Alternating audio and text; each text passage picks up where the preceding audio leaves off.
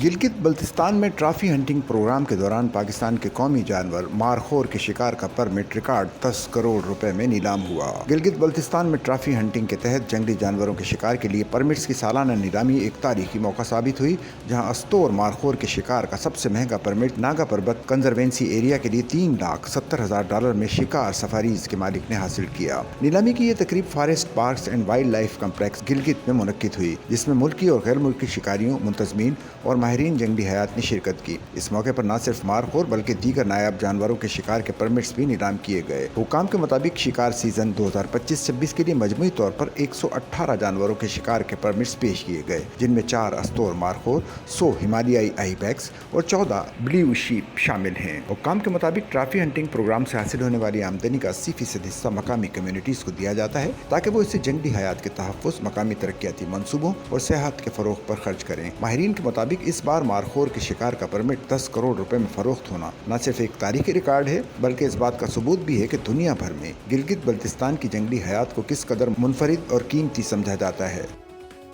Sachal news network की videos में खुशामदीद। नाजरीन, वीडियो से मुतालिक अपनी कीमती राय का इजहार कमेंट बॉक्स में ज़रूर करें और चैनल को सब्सक्राइब करें।